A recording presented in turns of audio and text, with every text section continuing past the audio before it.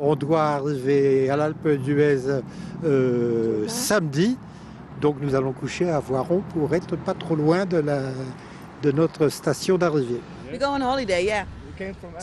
Oui, on part en vacances. Il y a beaucoup de trafic, c'est vrai. On vient d'Amsterdam et on va à Chaillol. On est parti dès 6 heures ce matin. Partir tôt pour éviter les bouchons, c'était la bonne résolution à prendre à la veille de ce samedi classé noir. Demain, il faudra à tout prix éviter le créneau 8h-18h dans le sens des départs. C'est une journée noire parce qu'il y aura beaucoup de circulation et il y aura les Parisiens, les Lyonnais, pour faire simple, qui vont se rendre vers les stations. Donc c'est une journée qui est classée noire dans le sens des départs. Et on commence à amorcer les retours et dans le sens des retours, c'est une journée qui est classée orange sur le plan national et rouge en Rhône-Alpes. Pratiquement autant de trafic dans le sens des retours que des départs. Des mesures de régulation seront mises en place sur les axes les plus fréquentés. Quant à la météo, elle ne devrait rien arranger. Le matin, on s'attend à des averses, donc avec un peu de précipitation de neige jusque dans la plaine. Pas des grandes quantités, mais par averse.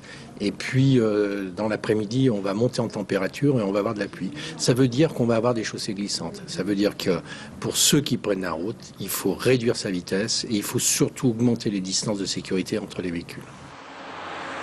Bison Futé déconseille de prendre la route demain. Avec seulement 10% d'automobilistes en moins, cette journée de samedi pourrait ne pas virer au noir. À bon entendeur. Le chantier de la future autoroute A89 provoque à Fleurieux-sur-l'Arbrelle de nombreux remous. Malgré la promesse de créer une desserte plus au large, poids lourds et tracteurs continuent chaque jour à emprunter les petites ruelles du village et les habitants ne décolèrent pas. Le maire de Fleurieux-sur-l'Arbrelle et l'un des riverains sont au micro de Marion Berchet et Juliane Antoine. On est autour de 50 camions par heure.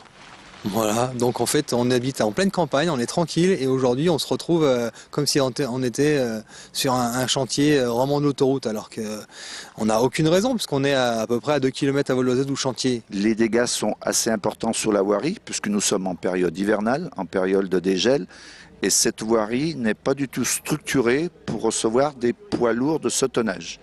Donc effectivement, il faudra bien que ASF remette ces voiries en état une fois le passage de ces poids lourds terminé.